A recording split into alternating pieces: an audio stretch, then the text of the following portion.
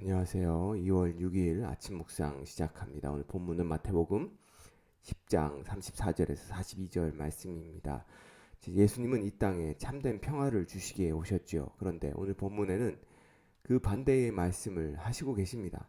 34절을 읽어보겠습니다. 내가 세상에 평화를 주러 온 줄로 생각하지 말라. 화평이 아니요 검을 주러 왔노라. 자, 화평이 아닌 검을 주러 오신 예수님의 이 말씀의 의미는 우리가 어떻게 이해해야 할까요? 예수님이 이 땅에 오신 목적은 하나님과 우리 사이에 막힌 담을 허무시기 위해 오셨죠. 다시 말해서 하나님과 인간 사이에 평화를 주시기 위해서 오셨습니다.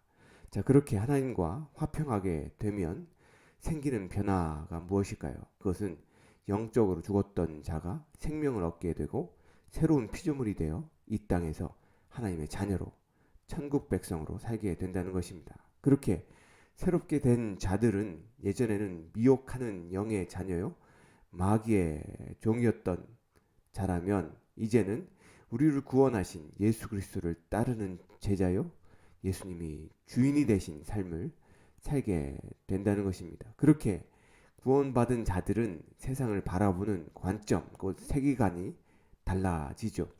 예전에 우리가 가치 있게 여기었던 것들에 대해서도 달라집니다. 또한 우리의 삶의 우선순위도 바뀌며 결국 우리의 삶의 방식이 문화가 달라집니다. 예, 그리스도인이 된다는 것, 그것은 우리의 모든 것을 송두리째 바꾸는 작업이라는 것이죠.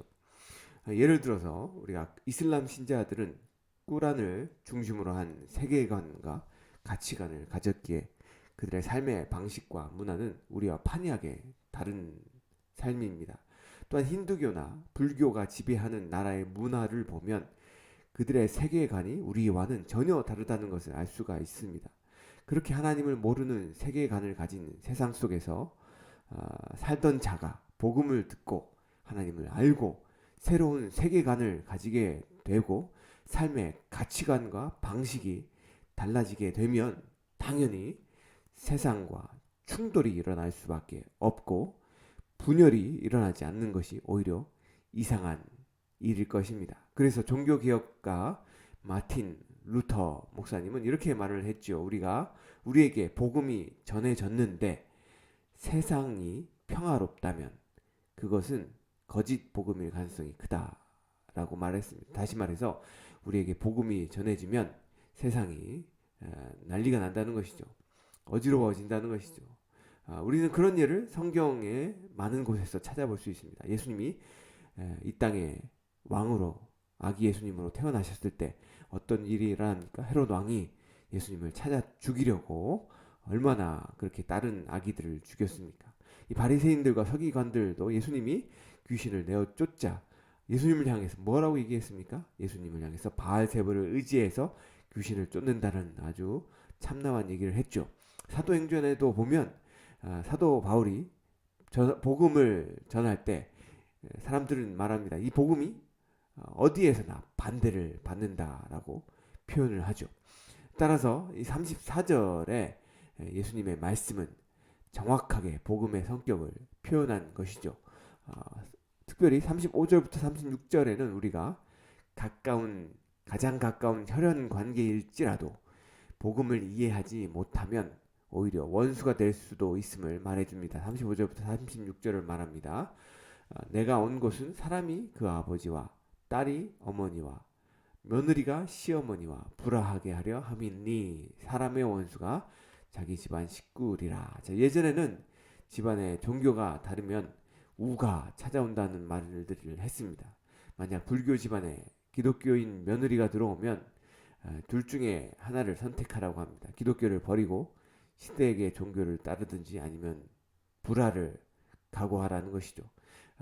그렇게 불화를 각오하고 교회를 다니며 눈물로 기도하며 시댁 식구들을 구원하는 그러한 그 많은 성도들을 우리는 보고 듣습니다. 하지만 시댁 식구들과의 불화를 피하고 싶어서 그렇게 시댁 식구의 종교를 따르고 기독교를 버리게 되면 결국 그 집안에는 아무 일도 일어나지 않게 돼버리죠. 35절의 이 말씀, 불화하게 하려 함이니, 자, 사람의 원수가 자기 집안 식구리라라는 이 말씀은 예수 그리스도를 믿는 자들이 어떠한 삶을 살아야 되며 또 그들이 살아가는 그 상황이 할지에 대해서 지금 예수님께서는 말씀하고 계시죠.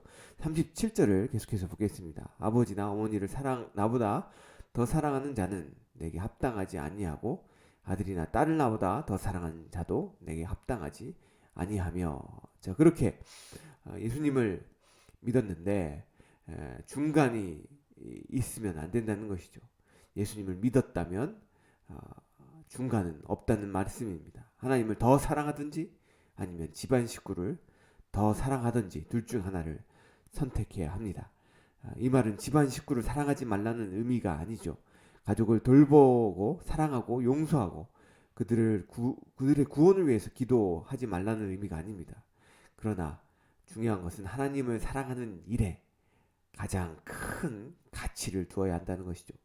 이렇게 하나님을 사랑하는 것에 가장 큰 가격표를 매기는 행위들에 대해서 이해하지 못하는 가족은 당연히 그리스도인 가족 멤버와 불화하게 되며 마치 불화를 일으키는 듯한 이 그리스도인 가족을 미워하고 그들 향해서 비난하게 된다는 것입니다. 어떠한 상황과 환경 속에서도 우리는 하나님을 더 사랑해야 된다는 것이죠. 38절과 39절을 읽겠습니다. 또 자기 십자가를 지고 나를 따르지 않는 자도 내게 합당하지 아니하리라. 자기 목숨을 얻는 자는 잃을 것이요 나를 위하여 자기 목숨을 잃는 자는 얻으리라. 자, 예수님을 믿는다는 것, 예수님을 따른다는 것이 무엇인지 38절은 잘 설명해 주고 있습니다. 그것은 자기 십자가를 지고 예수님을 따르는 삶입니다. 자, 우리는 십자가를 지는 것에 대해 오해를 할 때가 많습니다. 예를 들어 불신자 남편을 둔 아내가 늘 하는 말 중 하나가 남편을 향해서 어이구 내 십자가라고 표현할 때가 있습니다. 자신의 신앙을 이해하지 못하고 방해하는 것만 같은 남편이 주님이 자기에게 주신 십자가라고 생각하고 그 십자가를 지고 예수님을 따른다고 여깁니다. 그러나 그것은 십자가가 아니라 남편일 뿐입니다. 그렇다면 자기가 자기 십자가를 지고 주님을 따른다는 의미는 무엇일까요? 예수님 당시에 사람들은 이 십자가라는 말을 들으면 그것이 무엇인지 잘 이해했습니다. 왜냐하면 이 십자가는 로마가 죄인들에게 쓰던 형벌이었는데요. 당시 갈릴리에서는 로마를 향한 반역의 일들이 일어났기 때문에 로마 군이 이 갈릴리에 반역을 일으킨 그 갈릴리 사람들을 그 중에서 2,000명이나 한꺼번에 그들을 십자가에 매달아 놓았던 적이 있었기 때문입니다. 상상해 보십시오. 수많은 십자가에 자기가 아는 사람들이 달려서 죽어 있어요. 그렇다면 그 십자가를 생각할 때 이들은 어떠한 생각을 했을까요? 예수님이 이 십자가를 말씀하실 때 그것을 듣는 이들은 그 십자가에 대한 어떤 이미지를 가지게 될까요? 결국 십자가는 죽음의 이미지를 가지게 된다는 것입니다. 십자가 하면 죽음, 형벌, 고통, 그것을 생각했던 것이죠. 자, 자기 십자가를 지고 예수님을 따른다는 말은 다시 말해서 죽기를 각오하고 주님을 따르라는 말씀이죠. 그래서 39절에서 예수님이 자기 목숨을 얻는 자는 잃을 것이요 나를 위하여 자기 목숨을 잃는 자는 얻을 것이라고 말씀하신 것입니다. 자, 40절에는 천국 복음을 전하는 제자들을 영접하는 자는 예수님을 영접하는 것이요 예수님을 영접하는 자는 예수님을 보내신 하나님을 영접하는 것이라고 말씀하십니다. 자, 이 말은 우리를 받아들이는 자는 우리가 전하는 복음을 받아들이는 자이고 그는 또한 예수님을 영접하는 자이며 결국 하나님을 영접하는 것이라는 의미인 것이죠. 이 41절은 선지자의 이름으로 선지자를 영접하는 자는 선지자의 상을 받을 것이요 의인의 이름으로 의인을 영접하는 자는 의인의 상을 받듯이라는 표현으로 제자의 이름으로 제자를 영접하는 자는 제자가 받을 상이 있을 것이다 라는 것을 지금 41절과 42절에 얘기해주고 계십니다. 자, 42절을 계속해서 보면 또 누구든지 제자의 이름으로 이 작은 자 중 하나에게 냉수 한 그릇으로 주는 자는 내가 진실로 너희에게 이르노니 그 사람이 결단코 상을 잃지 않을 것이라 말씀하시죠. 자, 여기서 작은 자는 이 제자 중에 작은 자를 의미합니다. 그리스도인들이 그리스도인의 이름으로서 그리스도인 중에 작은 자에게 했던 작은 선행이 작은 친절이 예수 그리스도의 상급을 받는 그러한 일이라는 것이죠. 우리가 제자의 이름으로 다시 말해서 예수님을 따르는 자로서 작은 자에게 한 작은 일이 하나님께서 기억하시게 하는 그런 상을 받게 되는 일이라는 것입니다. 이 작은 자는 그리스도인들 중에 보잘것없는 자를 말할 수 있습니다. 우리가 같은 형제 자매를 향해 했던 작은 친절, 작은 섬김이 전부 하늘나라의 상급이 될 정도로 귀한 일이라는 것입니다. 하물며 복음 전도자를 영접하는 일은 얼마나 귀한 일일까요?